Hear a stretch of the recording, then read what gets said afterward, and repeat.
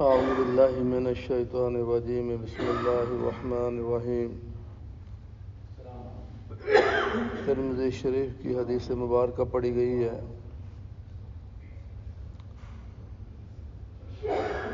جس میں ابو ہریرہ رضی اللہ تعالیٰ عنہ روایت کرتے ہیں کہ رسول اللہ صلی اللہ علیہ وسلم نے ارشاد فرمایا، تم لوگ جب الحزن سے پناہ مانگا کرو۔ صحابہ اکرام رضوان اللہ تعالی علیہم اجمعین نے پوچھا، جب الحزن کیا چیز ہے؟ نبی اکرم صلی اللہ علیہ وسلم نے ارشاد فرمایا، جہنم میں ایک وادی ہے کہ خود جہنم روزانہ 100 مرتبہ اس سے پناہ مانگتی ہے۔ عرض کیا گیا، یا رسول اللہ صلی اللہ علیہ وآلہ وسلم، اس میں کون لوگ جائیں گے؟ نبی اکرم صلی اللہ علیہ وآلہ وسلم نے ارشاد فرمایا، وہ قرآن پڑھنے والے جو دکھلاوے کے لیے اعمال کرتے ہیں۔ جہنم کی آگ، جس میں علماء بیان فرماتے ہیں، اللہ کمی بیشی معاف فرمائے، کہ جس میں 1 منٹ میں 600 مرتبہ جسم جلے گا، 600 مرتبہ جسم بنے گا۔ دنیا کی تیز ترین آگ 800 سینٹی گریڈ، جس میں لوہا پانی بن جاتا ہے، جو جہنم کی آگ سے نکلے اور دنیا کی اس آگ میں آ جائے جس میں لوہا پانی بن جاتا ہے، تو جہنم سے آنے والے کو اس آگ میں نیند آ جائے گی، خراٹے مارنے شروع کر دے گا۔ استغفر اللہ۔ وہ جہنم اس وادی سے دن میں 100 مرتبہ پناہ مانگتی ہے۔ اس کی آگ کی شدت، اس کی حدت، اس کے شعلے، اس کا کیا عالم ہوگا؟ تو فرمایا اس سے پناہ مانگا کرو۔ کون جائے گا اس میں؟ فرمایا وہ قرآن پاک پڑھنے والے جو لوگوں کو دکھلاوے کے لیے عمل کرتے ہیں۔ اب میرے بھائیوں، کیا ہو رہا ہے؟ کبھی پہلے وقت ہوتا تھا کہ لوگ شوق سے قرآن پڑھتے تھے، اور ایک حافظ، ایک عالم کو چیف جسٹس جو سپریم کورٹ کا ہے، قاضی القضاء، اس کو عہدہ دیا جاتا تھا۔ اغیار کی سازشوں نے مسلمان کو یوں گرایا، گرتے گرتے گرتے وہ نوبت آ گئی کہ بچہ داڑھی رکھ لے تو ماں کہندی ہے کہ پتر تو داڑھی رکھ لی ہے، تجھے بیٹی کون دے گا؟ تیری اب شادی کیسے ہوگی؟ بیٹا بھی مسلمان ہے، ماں بھی مسلمان ہے، بیٹے نے داڑھی رکھ لی ہے، ماں کہتی ہے تو نے داڑھی رکھ لی ہے، تجھے بیٹی کون دے گا؟ یہ اغیار نے اس طرح مسلمان کی سوچ کو گرا دیا۔ اس لیے اس کے بعد پھر لوگ جو ہیں پھر اس منزل تک نہ پہنچ سکے۔ پھر دور آیا کہ قرآن پاک پڑھنے والوں کو انعامات دیے جاتے تھے، مقابلے ہوتے تھے، جیسے آج بھی ہو رہے ہیں۔ پھر لوگوں نے اس کے لالچ میں قرآن کو پڑھنا شروع کیا۔ اب وہ تو نہیں ہے وہ بھی، لیکن اتنا نہیں ہے جو پہلے تھا۔ اب تو ترلا منت سماج دیا، بھائی قرآن پڑھ لو، نماز ٹھیک کر لو، لیکن یہ ہے کہ بھائی کیا بتائیں بھائی، ہمارے پاس ٹائم نہیں ہے، وقت نہیں ہے۔ اب یہ اس آدمی کے لیے ہے جس نے قرآن پاک کو دکھلاوے کے لیے پڑھا، اور جو اعمال کیے دکھلاوے کے لیے کیے، جہنم کی اس وادی میں پھینکا جائے گا جس وادی سے جہنم 100 مرتبہ دن میں پناہ مانگتی ہے۔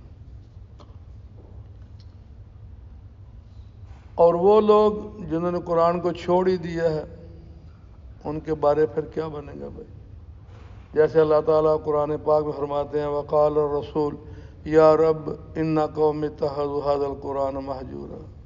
اللہ کے رسول علیہ السلام مقدمہ در کر دیں گے، یا اللہ یہ میری قوم ہے، یہ میری امت ہے جس نے قرآن کو چھوڑ دیا تھا۔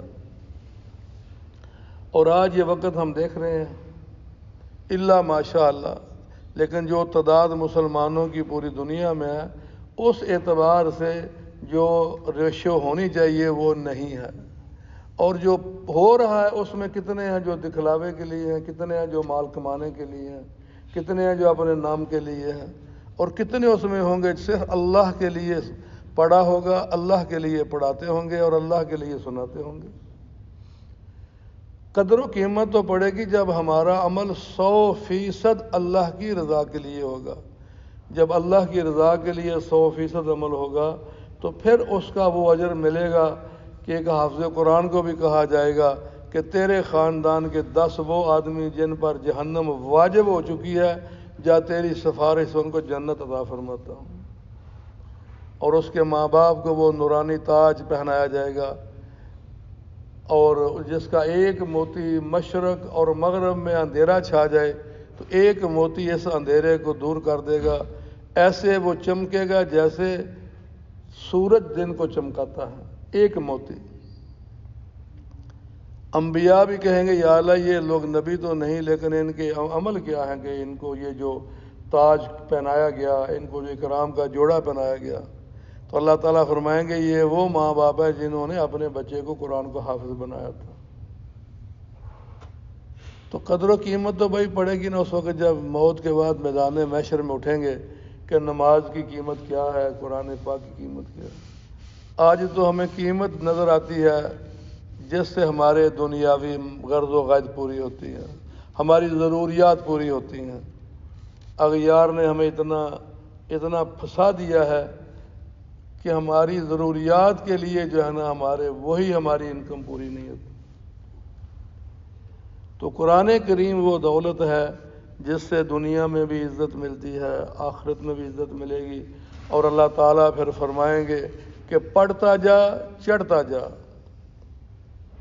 جنت میں درجات جو ہیں 6666 آیات ہیں، اور 6666 جنت کے درجات ہیں۔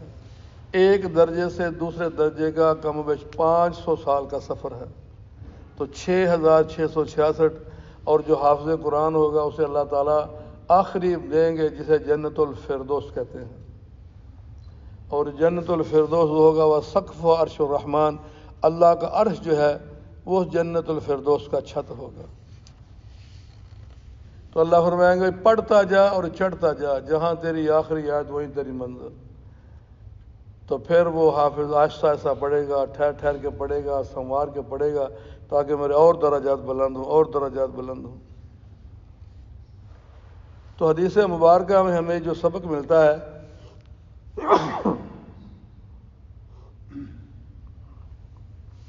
وہ یہی ہے کہ بھئی ہمیں جیسا تیسا بھی آتا ہے اللہ سے معافی مانگتے رہیں، قبولیت کی دعا کرتے رہیں۔ اے اللہ جیسے اسے پڑھنے کا حق ہے ویسے ہم پڑھ نہیں سکتے، پڑھ نہیں رہے، معاف فرما دے، ہمیں ایسا پڑھنے کی توفیق عطا فرما دے کہ یہ قرآن بھی ہماری شفاعت کرے، کیونکہ قیامت کے دن 3 چیزیں شفاعت کریں گی، رمضان بھی شفاعت کرے گا، قرآن پاک بھی شفاعت کرے گا، اور نبی علیہ الصلوۃ والسلام کی شفاعت تو بہت بڑی شفاعت ہوگی۔ اس کے بعد پھر اللہ جس کو چاہیں گے، صحابہ بھی شفاعت کریں گے، علماء بھی کریں گے، اولیاء بھی کریں گے، شہداء بھی کریں گے،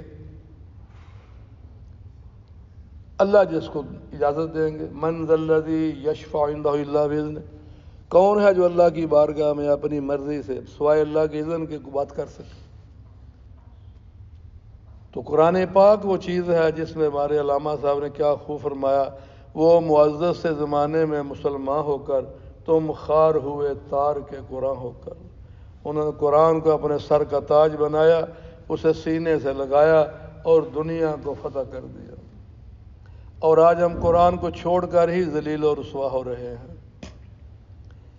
وہ کلپ آتے ہیں نا، بڑے اچھی چیزیں لکھی ہوتی ہیں، وہ لکھا بھائی جب بچہ قرآن پڑھنے کے لیے مسجد میں جاتا ہے تو قرآن کو سینے سے لگاتا ہے، اور جب سکول ٹیوشن پڑھنے جاتا ہے تو وہ بیگ پیچھے کمر کو پر لٹکاتا ہے۔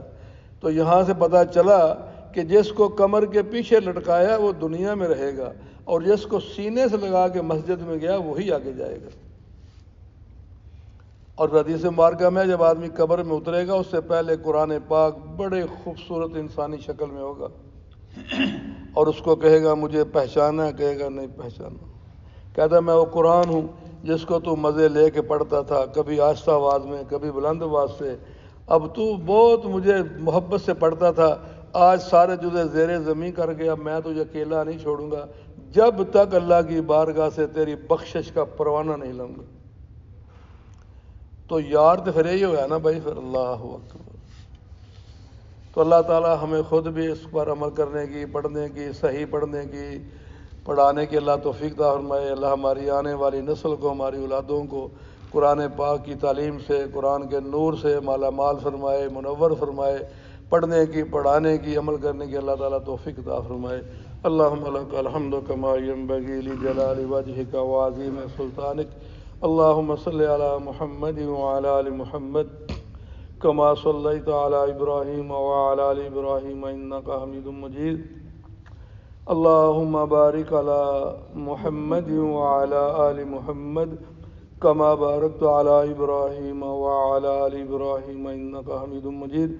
اللہم انی اسألک من خیر ما سألک منہ نبیک وعبدک ورسولک وحبیبک سیدنا محمد صلی اللہ تعالی علیہ وآلہ وسلم، ونعوذ بک من شر ما استعاذ منہ نبیک وعبدک ورسولک وحبیبک سیدنا محمد صلی اللہ تعالی علیہ وآلہ وسلم۔ انت المستعان وعلیک البلاغ ولا حول ولا قوة الا باللہ العلی العظیم، وسلام علی المرسلین والحمد للہ رب العالمین۔ لا الہ الا اللہ محمد رسول اللہ۔ جزاک اللہ خیر۔